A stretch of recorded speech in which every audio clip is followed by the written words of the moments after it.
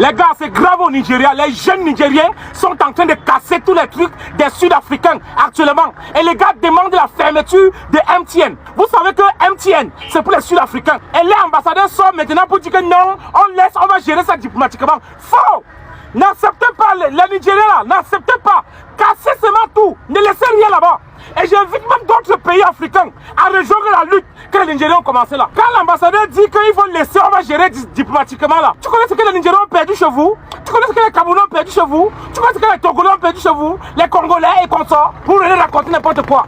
Et les jeunes Nigériens là, mon frère, fermez ça, cassez, n'entendez même pas. Et on veut rien entendre. Ouais, d'accord, vous pensez que vous êtes plus cinglés. Vous allez voir maintenant comment les gars sont cinglés. Et moi, je dis bien, j'invite d'autres pays africains à rejoindre la lutte là, si ça continue comme ça. Parce que quand c'est trop, c'est laid. Les gens ne peuvent pas arriver dans votre pays, ils investissent, vous regardez. Et demain, maintenant, vous commencez à dire qu'ils vont partir pour que vous restez avec les biens. Ils vont partir, vous allez rester avec les terrains. Vous êtes malades.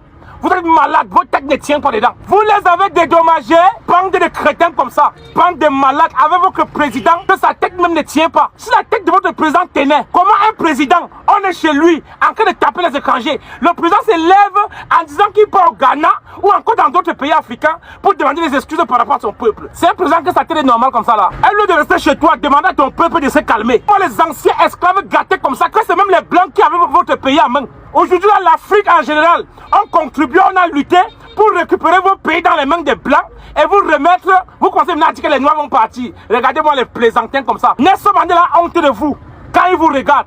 Il n'avait jamais pensé que par derrière, il y aura des maudits comme vous là. J'ai vu le faux marabout avec sa tête comme pour le champignon là.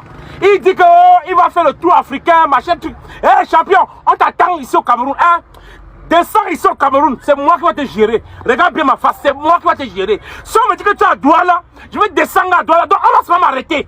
C'est ça que je te dis, donc on va se faire m'arrêter. Je vais descendre à Douala, oh Yaoundé, là où tu vas descendre, tu vas confirmer, tu vas voir l'heure. Regarde-moi un plaisantin comme ça, avec un président plaisantin, les ministres plaisantins, les députés plaisantins comme ça. Partagez la vidéo sur la que ça arrive chez les malades mentaux là, ok?